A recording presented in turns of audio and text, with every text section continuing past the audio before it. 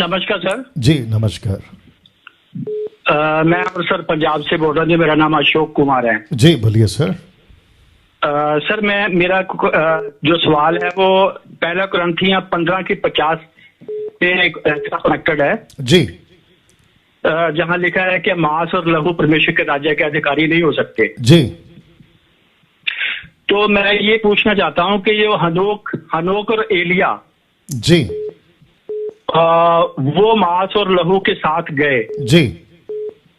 तो यहाँ जो मरकर गए हैं उनकी जो जगह है हमें बाइबल बताती है। कुछ जगवेदी के नीचे उनके आत्मे हैं, जैसे शहीद होकर गए वो अब्राहम की गोद में आत्मे हैं और पताल के बीच में आत्मे हैं, लेकिन वो मर के गए। जी। लेकिन ये जो हनोक और एलिया है बिना मरे गए, ये जी फ्लैश और ब्लड के साथ, फ्लैश और ब्लड के साथ जी। है। इनकी जगह परमेश्वर ने कहाँ दी है, कहाँ रखा है इनको? ओके ठीक है। नाउ बहुत ध्यान से सुनिए। अशोक है आपका नाम, राइट? जी सर, जी सर। ओके लाइन में बने रहे। नाउ अशोक जी आप भी सुनिएगा और जितने दर्शक देख रहे हैं वो भी सुनिएगा। देखिए परमेश्वर है ना, वो परमेश्वर किसी नियम के बंधन में नहीं है। अगर परमेश्वर के बारे में, माफ करें, हनोक के बारे में लिखा है क्या कहते हैं उत्पत्ति का 3 अध्याय में, अगर आप पढ़ते हो आई थिंक 22 से आगे पढ़ोगे, हनोक उठा लिया गया। कहाँ पे उठा लिया गया? परमेश्वर के पास में। अगर वचन कहता है कि वो परमेश्वर के पास में है तो इसमें दिक्कत क्या है?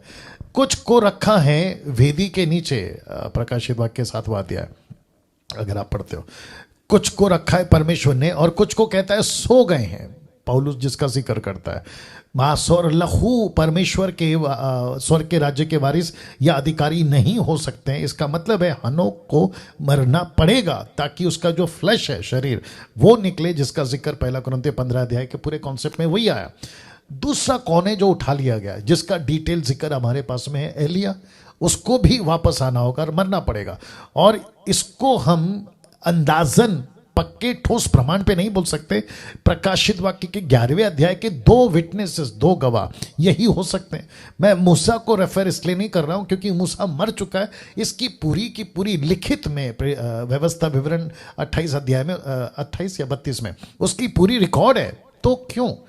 तो वैसे ही परमेश्वर तय करेगा कौन कहाँ रहेगा। अगर अब्राहम को कहा है कि है ना वो पाया गया अच्छी जगह पे, पैराडाइज में, स्वर्ग लोक में, ये परमेश्वर का चुनाव है।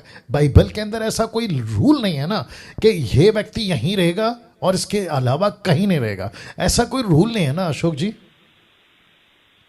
हेलो, ऐसा कोई रूल नहीं है ना भाई? हेलो मेरे को नहीं समझ में आता, जवाब क्यों नहीं आता तुरंत? जी अशोक जी आप लाइन में हैं? हाँ सर, तो आपकी आवाज कट रही थी, मेरे फोन पे नहीं आ रही थी। तो मतलब कि दूसरे आत्माओं की हमें समझ आती है कि वो कहाँ रखे गए हैं, लेकिन इनके बारे में मेरे को पता नहीं चल रहा था, इसलिए मैं ये क्वेश्चन मेरे मन में बना और आपसे क्लियर करना चाहता था। जी मैंने इसलिए भी कहा ना सर अशोक जी, और जितने दर्शक हैं उनको भी कह रहा हूं कि परमेश्वर ने कोई रूल नहीं बनाया ना कि ये यहां नहीं आ सकता, वो वहां नहीं जा सकता। ऐसा कोई रूल नहीं है ना सर, ऐसा कोई नियम नहीं है ना। बाप रे सर आप लोग जल्दी जवाब क्यों नहीं देते हो? काफी लोग वेट कर रहे होते हैं।